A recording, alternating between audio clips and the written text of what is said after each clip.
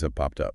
Yeah, it makes you wonder. And what's really interesting is who is raising these questions. It's coming from within the police force itself. Exactly. We're talking about Police Brigadier General Nicolas Torre III.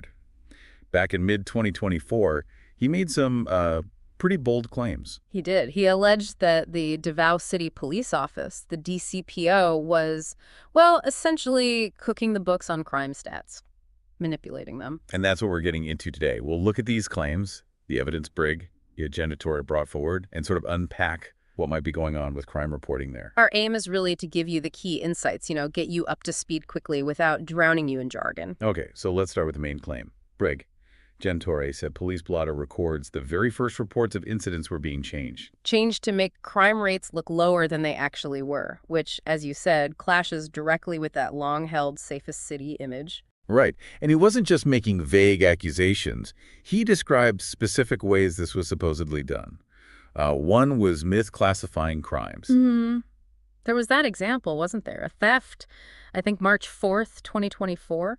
Yeah, that one. It was apparently logged not as a theft, but just as a lost item. Even if there were signs it was actually stolen. And that small change, well, it has big implications, doesn't it? Absolutely. If thefts aren't logged right, you might think there isn't a problem.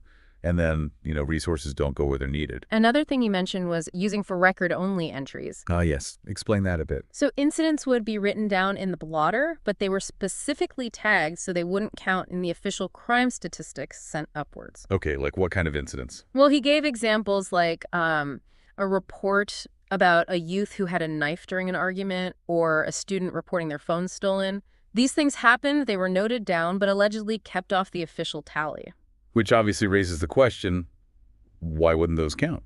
Exactly. And then there was the most visually striking claim, perhaps, the two sets of blotter books. The blue blotter books from the Callanan police station. Tell us about those. Right. He presented two books. One supposedly showed the, let's say, real number of cases, like 19 for November 2023. And the other? The other, supposedly the sanitized version submitted officially, only showed 3 cases for that same month. A huge difference. Wow. So presenting these two physical books covering periods from 2022 right up to mid-2024, that was his key evidence for this alleged underreporting. That seems to be the core physical evidence he presented regarding that specific station, yes. Okay.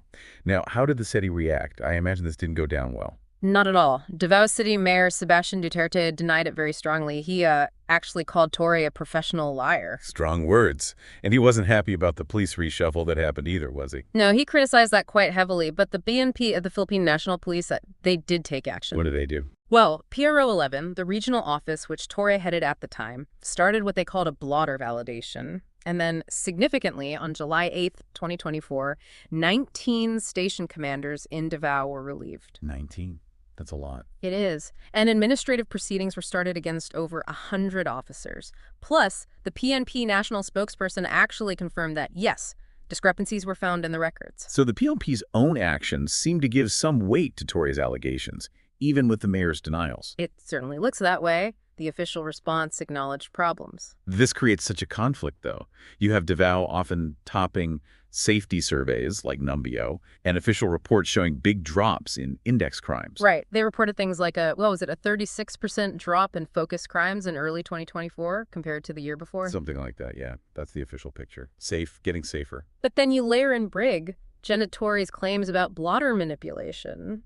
And there's other data, too. What other data? Independent tracking. Some groups documented, I think it was 126 suspects killed by police in Davao City between July 2022 and March 2024. 126 police killings in under 2 years. That sounds high, especially for a city claiming declining crime. It's a significant number, and many were linked to the drug war, especially after Mayor Duterte declared his own intensified campaign.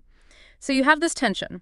Official stats showing less crime, but independent data showing a high number of killings. And Torre's allegations suggest even the less crime part might be flawed at the source, at the blotter level. Precisely. It makes you question the whole picture. If minor crimes are potentially being hidden, what else might not be fully represented in the official narrative? Could this be a wider issue? I mean, are there known problems with how PNP crime data is generally collected? Well, experts do point out vulnerabilities. The system often starts with those manual blotter entries. There's potential for, subjective judgment and how things get classified, and just accessing comprehensive, accurate data can sometimes be a challenge.